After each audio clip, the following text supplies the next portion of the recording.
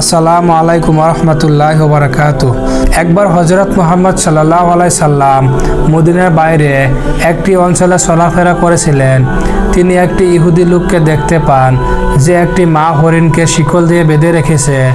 হরিণটি যন্ত্রণায় ছটফট করছিল এবং মনে হচ্ছিল যে সে কিছু বলতে চাইছে। রাসূলুল্লাহ সাল্লাল্লাহু আলাইহি সাল্লাম বুঝতে পারেন যে হরিণটির কিছু কষ্ট আছে এবং সে সাহায্যের আশায় তার দিকে তাকিয়ে আছে। রাসূলুল্লাহ সাল্লাল্লাহু আলাইহি সাল্লাম ধীরে ধীরে হরিণটির দিকে এগিয়ে গেলেন এবং তার দিকে মনোযোগ দিয়ে তাকালেন।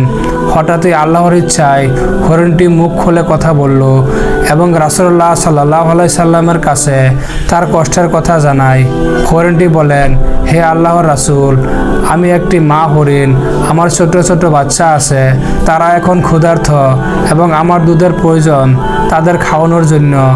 এই লোক আমাকে এখানে বেঁধে রেখেছে।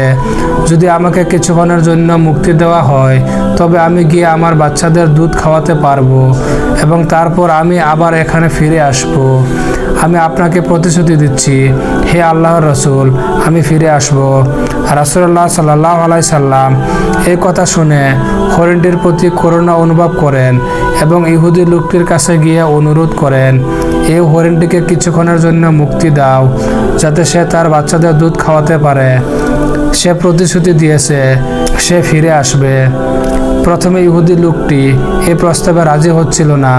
সে রাসূলুল্লাহ সাল্লাল্লাহু আলাইহি সাল্লামের দিকে তাকিয়ে সন্দেহের চোখে বলে, হে মুহাম্মদ, আপনি একজন মানুষ আর এটা একটা পশু, আপনি কিভাবে নিশ্চিত হতে পারেন যে এই হরিণ সত্যই ফিরে আসবে? রাসূলুল্লাহ সাল্লাল্লাহু আলাইহি সাল্লাম ধৈর্যের সাথে বলেন, এই হরিণটি প্রতিশ্রুতি দিয়েছে এবং আমি এর প্রতিশ্রুতিতে বিশ্বাস রাখি। আল্লাহর উপর ভরসা রাখো, সে ফিরে আসবে। ইহুদি লোকটি রাসূলুল্লাহ সাল্লাল্লাহু আলাইহি সাল্লামের সদয় আচরণে এবং তার প্রতি মানুষের আস্থার কথা স্মরণ করে অবশেষে সম্মত হয়। সে হরিণটির শিকল খুলে তাকে মুক্তি দেয়। মুক্তি পেয়ে মা হরিণটি তৎক্ষণাৎ দৌড়ে যায় তার বাচ্চাদের কাছে। সে গিয়ে তার বাচ্চাদের দুধ খাওয়াতে শুরু করে এবং তাদেরকে সান্ত্বনা দেয়। কিছুক্ষণ পর বাচ্চারা শান্ত হলে মা হরিণটি প্রতিশ্রুতি অনুযায়ী আবার ফিরে আসে এবং নিজেকে রাসূলুল্লাহ সাল্লাল্লাহু আলাইহি সাল্লামের সামনে সমর্পণ করে।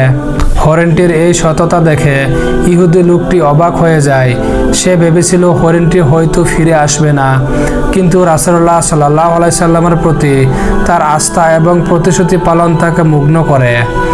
ইহুদি লোকটি রাসূলুল্লাহ সাল্লাল্লাহু আলাইহি সাল্লামের কাছে এসে বলে, হে মুহাম্মদ, আমি সাক্ষ্য দিচ্ছি আপনি সত্যই আল্লাহর রাসূল।